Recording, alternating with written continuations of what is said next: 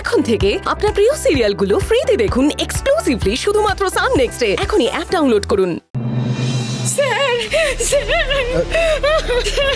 আরে দাঁড়ান কান্নাকাটি থামান, তার বলুন কি হয়েছে? বলুন। আমার নাম সুজাতা দাস, আমার মেয়ে এখানে খুন হয়েছে স্যার।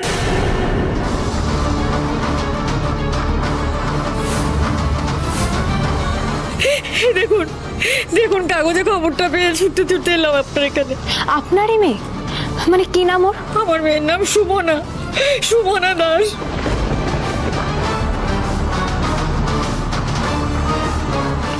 ঠিক আছে আপনি বসুন বসুন বসুন বসুন। আমার মেয়েটা আগে জল খেয়ে নিন, তারপর বলুন। জল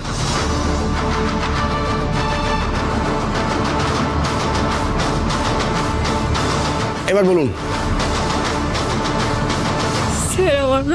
ঠিক আছে আপনি চিন্তা করবেন না, আমরা জোর কদমে তদন্ত চালাচ্ছি। হ্যাঁ, খুব শীঘ্রই ধরা পড়বে এখনই।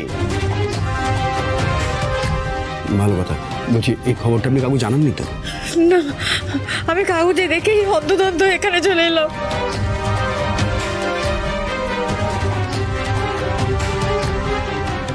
কোথায় বাড়ি? কোথায় আপনার? আমার বাড়ি আন্দুল হাওড়া।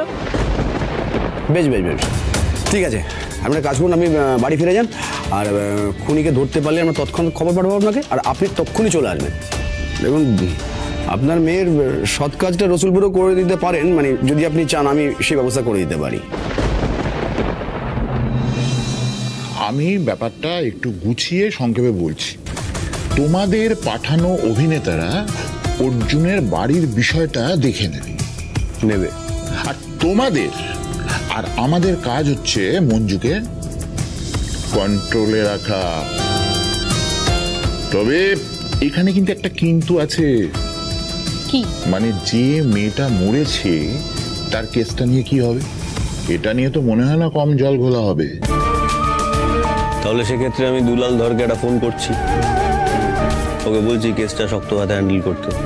করো। আমি কি আমার মেয়েটাকে একটু দেখতে পারি দয়া করে? অবশ্যই পারেন, কিন্তু আপনাকে মর্গে যেতে হবে। আসুন আমার সাথে। দাঁড়াও, তোমায় যেতে হবে না রানী, তুমি যাও।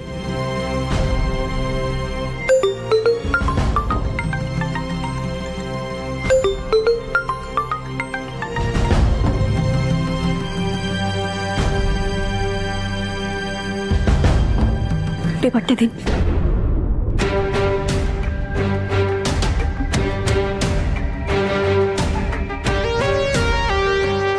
এটা আমার বাড়ির ঠিকানা। আপনি যদি আপনার মেয়ের মৃত্যুর সুবিচার চান তাহলে আজকে সন্ধ্যের পর একবার আমার বাড়িতে আসুন। কিন্তু আমি তো এখন কথা বাড়ানোর সুযোগ নেই, বাড়িতে আসুন, কথা হবে। রানী, ওনাকে নিয়ে যান, আসুন।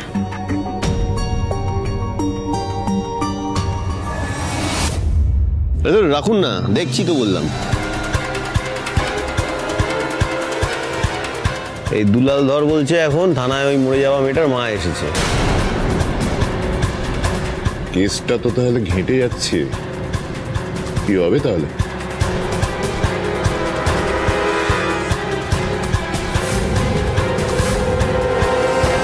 কিচ্ছু হবে না, কিচ্ছু হবে না। শোনো, এইসব পাতি কেস এসব আমি সামলে নেবো, আমার বাঁ হাতের কাজ। কিন্তু একটা ব্যাপার তো আছে, ওই ড্রাগ বিজনেসের 50% পার্টনারশিপ কিন্তু আমার। তোমরাও খাও, আমিও খাই, তবে ড্রাগ নয়, টাকা। কেমন? ডান? ডান।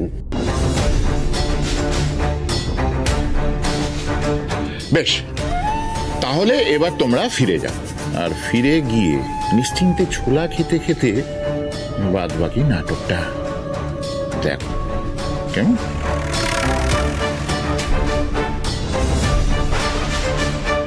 তদন্তটার এবার একটা হিল্লে হলো, আমাকে আর কেউ আটকাতে পারবে না। খুনিকে আমি খুঁজে বের করেই ছাড়বো।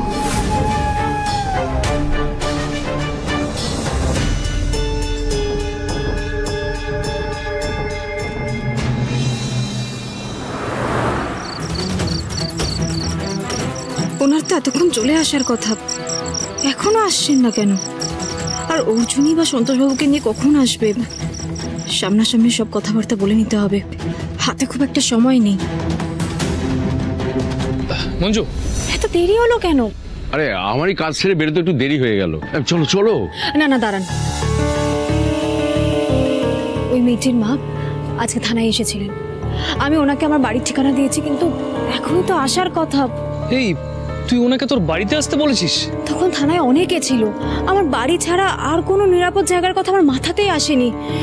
দেখো, রাজা আর নিত্য হালদারের চোখ কিন্তু সব জায়গায় ঘুরছে। উনি আসবেন কখন? কি জানি, সেটাই তো ভাবছি।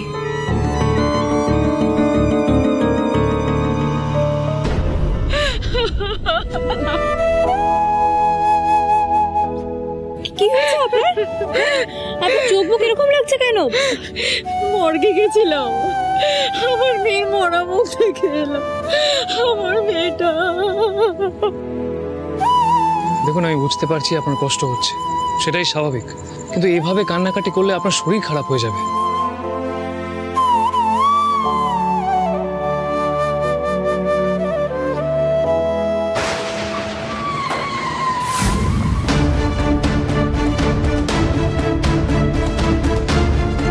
ও দাদা, এই ঠিকানাটা কোথাও একটু বলুন তো।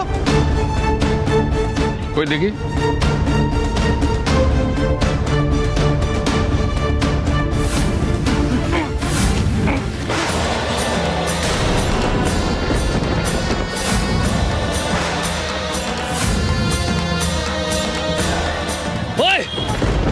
ওই, কি করছিস? ওই,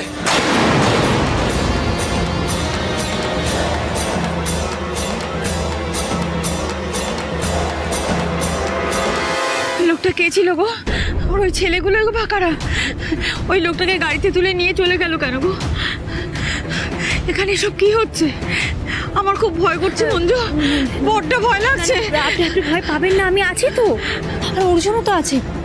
দেখে অর্জুন ওদেরকে ধরতে পারে কিনা। পেলে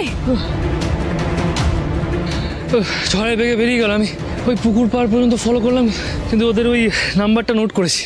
কোনো লাভ হবে না অর্জুন, কারণ এটা কোনো আসল নাম্বার প্লেটই না।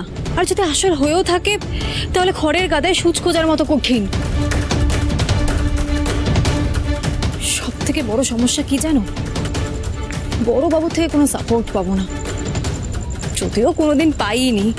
তা না হলে মন্দিরে আমাদের ওপর কে গুলি চালিয়েছিল সেটা এখনো উদ্ধার করতে পারিনি, আর ওই বাইকটাকেও খুঁজে পাইনি।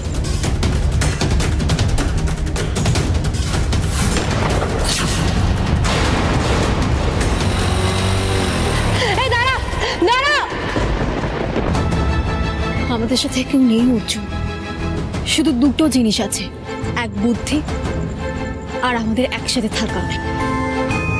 এই দুটো দিয়ে হয়তো আমরা আসল অপরাধীকে ধরতে পারবো। সে তো ঠিক আছে মঞ্জু, কিন্তু এই কাজটা ওই রাজা বা নিত্য হালদার ছাড়া আর কেউ করতে পারে না। আর কে আছে সেটা আমিও বুঝতে পারছি, কিন্তু আমাদের কাছে তো কোনো প্রমাণ নেই, তাই সরাসরি চার্জও করা যাচ্ছে না। সন্তোষবাবুকে এরা কোথায় লুকিয়ে রাখবে তার কোনো ঠিক নেই, কিন্তু সন্তোষবাবু আমাদের এই কেসের জন্য খুব জরুরি।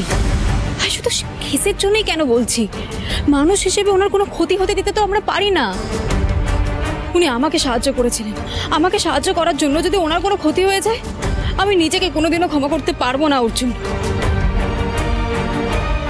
না অর্জুন, যত তাড়াতাড়ি সম্ভব অপরাধীদের আমাদের ধরতেই হবে।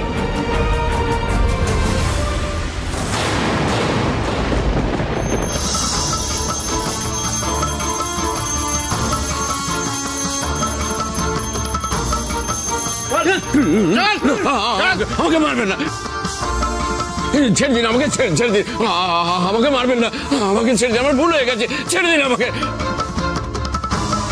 ভুল হয়ে গেছে, ছেড়ে দিন আমাকে। মায়ের পুজোর ব্যাঘাত ঘটালি তো, এবার মা যা শাস্তি দেবেন সেটা মাথা পেতে তোকে মেনে নিতে হবে। সন্তোষ রায়, রিপোর্টার, রায় সংবাদ, তোর কাজটা কি ঠিক হয়েছিল? আমার ভুল হয়ে গেছে, আমাকে ক্ষমা করে দিন, ক্ষমা করে দিন। সব ভুলের ক্ষমা হয় না। আরে ওকে এত পাত্তা দেওয়ার কি আছে? ওর তো কাজ সব মিটে গেছে, হয়ে গেছে। আর ও তো নিজে থেকেই আমাকে বলেছে যে মঞ্জুকে ডায়েরিটা দিয়ে দিয়েছে। ব্যাস, কথা শেষ। আর ওকে লাগবে না। ওর সঙ্গে এখন যত কথা বাড়াবেন সময় নষ্ট হবে। এই ওকে নিয়ে যাও তো। না না, কথা বাড়াতে তো আমি চাইছি না, কিন্তু ব্যাপারটা হচ্ছে মঞ্জু গড়াইয়ের কানে এই কথাটা যাওয়া দরকার, অবশ্যই, যাতে ও বুঝতে পারে যে ও কোন আকাশে উঠতে চলেছে।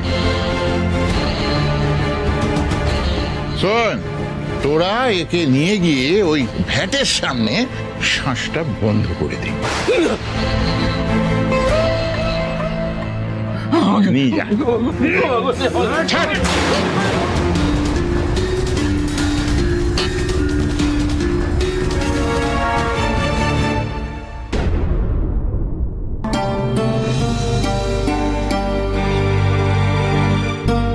আপনি এখানে বসুন, এখানে বসুন। আমি আপনার জন্য জল নিয়ে আসছি।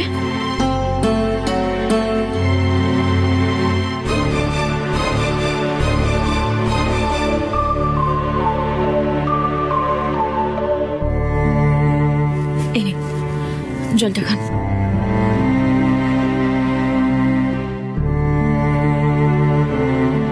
এবার ঠিক লাগছে?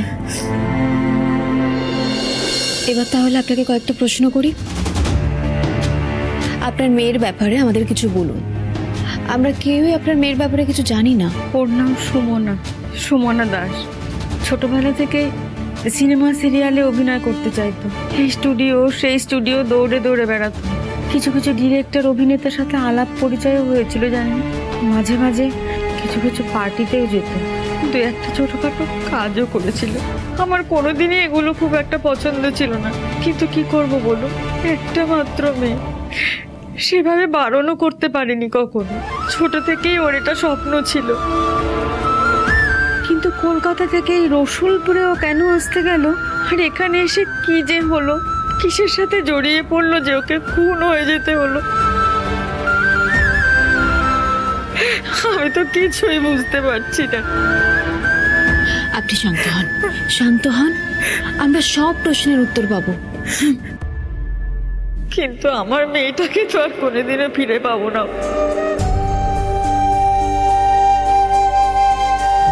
আজকের রাতটা আপনি এখানে থেকে যান। এর মধ্যে যদি সুমনার ব্যাপারে কিছু মনে পড়ে আমাকে জানাবেন, তাহলে আমাদের তদন্তটা এগিয়ে নিয়ে যেতে সুবিধা হবে।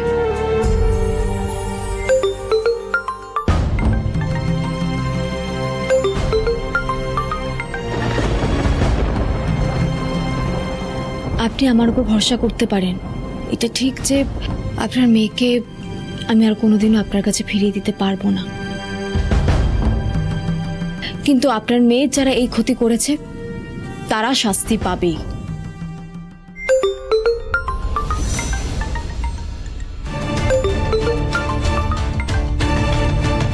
ওরা যাতে কঠিন থেকে কঠিনতর শাস্তি পায় সেই দায়িত্বটা আমার। আমি আপনাকে কথা দিচ্ছি। চলুন, চোখে মুখে জল দেবেন। চলুন, এসো।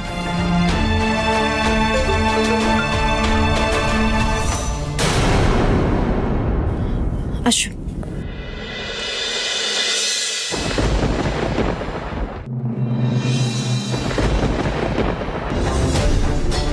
কি হলো, ফোন ধরলো না। আরেকবার করো তো। 3 বার তো করলাম, ধরা হলো এতক্ষণ ধরতো। এবার তো আমার চাপ বাড়ছে, ও আবার মঞ্জুর কাছে গেল না তো। কি জানি, কিছু বুঝতে পারছি না। যেতেও পারে। রাজা সৎপতি তো বলছিল দুজনের মধ্যে আবার পীড়িত বেড়েছে। বেড়েছে না বলছিল না? আমি বুঝেছিলাম, ওই জন্যই আগের দিন অর্জুন এরকম গদগদ ছিল। গদগদ থাকলে তো চলবে না, কেঁচাতে হবে, যেভাবে হোক কেঁচাতে হবে, নাহলে আমাদের পেমেন্টের উপরই কোপ পড়বে। অভিনব, ফোনটা করতে থাকো, যতক্ষণ না ধরছে ফোনটা করতে থাকো।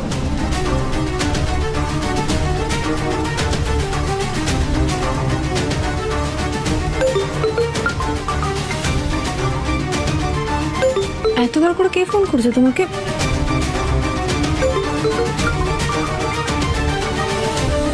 বুঝেছি, ফোনটা ধরো। এতবার করে ফোন করছে যখন নিশ্চয়ই কোনো দরকার আছে।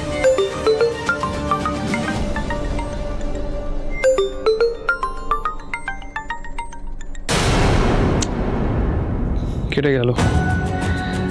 মঞ্জু শোন না, তোর সাথে একটা জরুরি কথা আছে। দেখ, তুই দাদার উপরে এভাবে আর রেখে থাকিস না। দাদা বৌদির উপরে যে গায়ে হাত তুলেছে সেটার জন্য দাদা দুঃখিত। দাদা আমায় বলেছে দাদা ভুল করেছে, তার সাথে অ্যাকসেপ্ট করেছে। দেখ মঞ্জু, আমি দাদাকে খুব ভালো করে চিনি, ও খুব শান্ত মাথার লোক, কিন্তু এই অ্যাক্সিডেন্টের পর থেকে ওর মাথায় কিছু একটা গন্ডগোল তো হয়েছে। তারপর থেকে ও নিজের উপরে কোনো রকমের কন্ট্রোল রাখতে পারে না, রেগে গেলে। সেদিনই বাড়িতে রাগের মাথায় মাথা ঠুকছিল, রক্ত বেরিয়ে গেছে মাথা দিয়ে, কিন্তু আমি দাদাকে বুঝিয়েছি, ঠান্ডা মাথায় দাদাকে বুঝিয়েছি, আর দাদা বুঝেছে বৌদির গায়ে দাদা হাত তুলবে না। সেই জন্য আমার মনে হয় দাদাকে যদি আমাদের বিয়ের কথাটা ঠান্ডা মাথায় বোঝাই তাহলে দাদা সেটা বুঝবে। হ্যাঁ, ওই একটু সময় দিতে হবে আর কি। ছাড়ো, বাদ দাও, এখন এসব কথা থাক। শোনো, সুমনার খুনির সন্ধান আমরা পেয়ে গেছি, এই খবরটা যেভাবেই হোক ছড়াতে হবে। তাহলেই হয়তো সন্তোষ রায়কে ছেড়ে খুনি আমাদেরকে ধরতে চাইবে, আর যা করার আমাদেরকে তখনই করতে হবে। এবার বাড়ি যাও, তোমার দাদা তোমার জন্য চিন্তা করছে, যাও।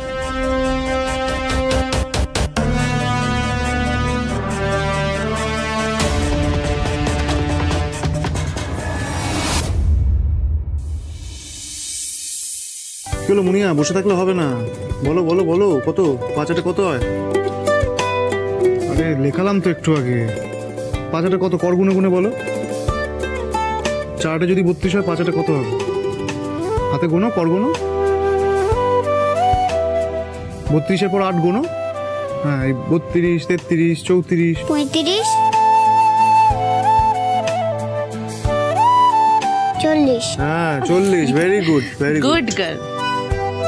কে বলেছে আমার মেয়ে পারবে না? এই তো সুন্দর পেরেছে। এবার এটা লিখে ফেলো, ঠিক আছে? 10 অবধি করতে হবে কিন্তু, ভালো করে লেখো, গোনো, আবার মুখস্থ করো, ওকে?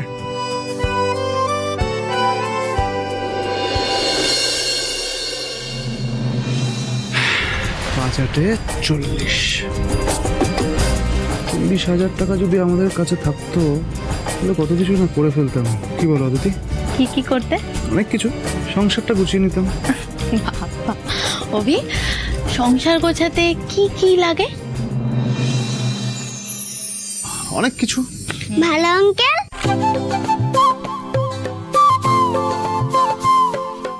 ভালো আঙ্কেল, এসো ভেতরে এসো। কি হলো মুনিয়া? আজ পড়বো না, আজ লুডো খেলবো। একদম না, নামটা করো আগে, নামটা করতে বসো। তুমি তো বলেছিলে লুডো খেললে নাকি কল গুনে গুনে নামতে শেখা যায়। এই কখন বলেছি এই কথা আমি? কোনো লুডো খেলা হবে না, নামটা লেখো। না, আজকে লুডো খেলবো। এই আরে কি হচ্ছে নাকি? ধুর, প্রদীপ দাদা ওদিকে মদ গিলতে বসে গেছে আর আমি এখানে সংসারে নাটক করে যাচ্ছি। ভাল লাগে না, কিন্তু কিছু তো করারও নেই, পয়সার জন্য নাটকটা করতেই হবে।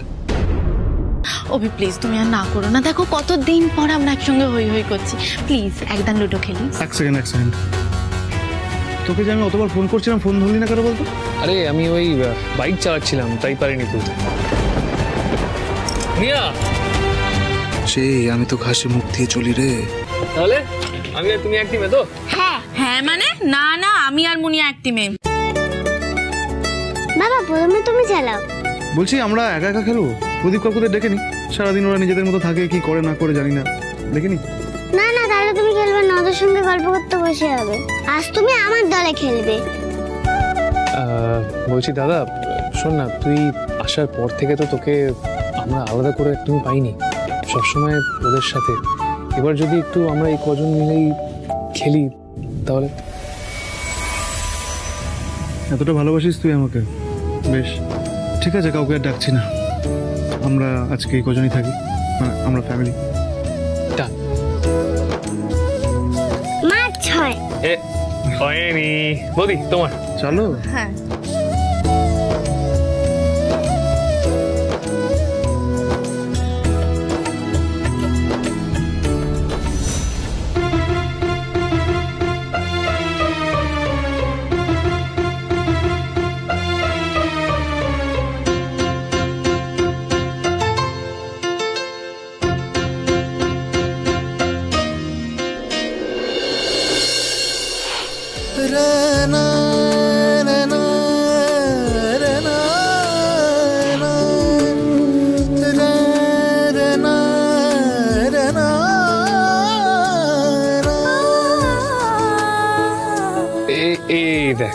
সঞ্চয় পড়ে গেল। হ্যাঁ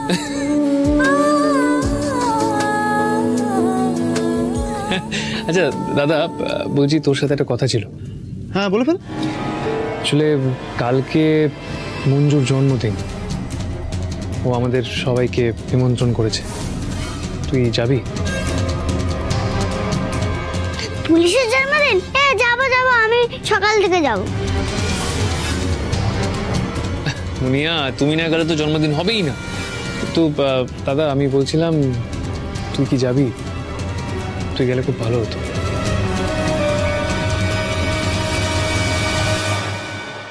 চল ডান।